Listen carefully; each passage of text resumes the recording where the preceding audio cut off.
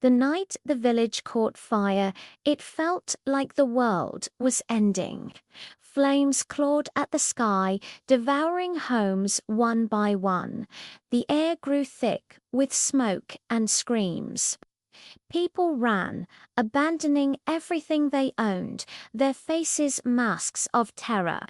Everyone ran except for one, a horse. His name was Ashen. As the fire raged, raining sparks down like deadly confetti, Ashen felt his rope snap. But instead of bolting for the safety of the open fields like the others, he did something no one could have predicted. He turned and charged straight into the inferno. He galloped down the burning street, his hooves pounding against the scorched earth, a lone silhouette against the orange blaze. At the very edge of the village, inside the smallest, most vulnerable house, a young girl named Mila was trapped. Her leg was weak, and the fire had caused the doorway to collapse, sealing her inside. Smoke flooded the room, stealing the air from her lungs. She coughed, her small body trembling, her vision blurring into a haze of grey and red.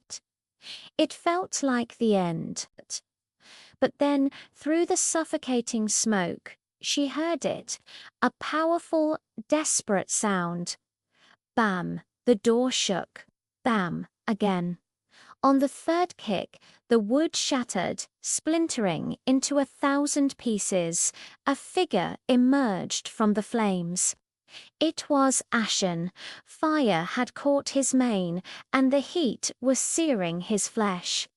You could see the pain in his eyes, the way his body shook with the effort. But he didn't back down. He stood there, a defiant guardian between Mila and the fire that was trying to claim her. Mila, weak and terrified, saw her chance.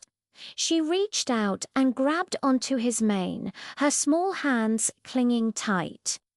Understanding her plight, Ashen lowered his body, making it easier for her to climb onto his back. With the child secured, he began the impossible journey out. Every step was agony. The heat was unbearable, burning his skin. The ground trembled as buildings collapsed around them. The night roared with the fury of the fire. Outside, the villagers who had escaped could only watch in stunned silence. They stared at the wall of fire, believing everything and everyone left inside was lost. Then a shape emerged from the roaring blaze. A horse, his coat singed and smoking, walking slowly, deliberately out of the firestorm.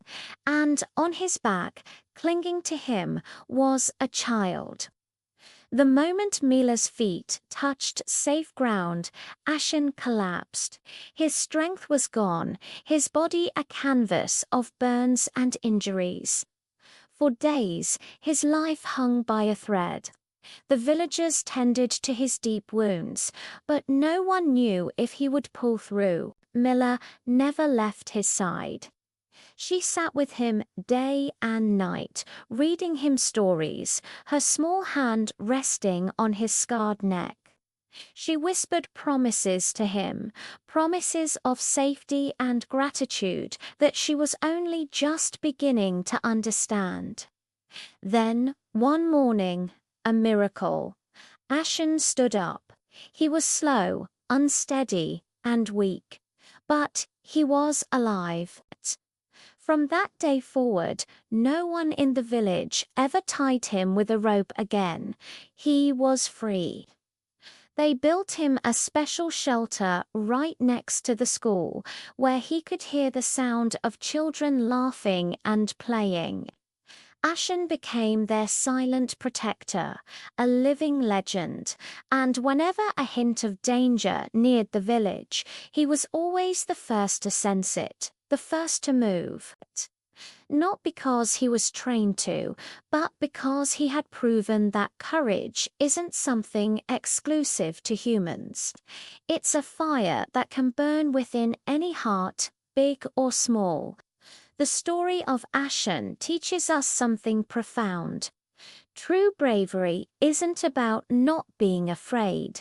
It's about feeling the fear, feeling the burn, and choosing to act anyway. It's choosing to run into the fire when everyone else is running out. Thanks for watching. If this story moved you, please give it a like and subscribe for more content that inspires. See you next time.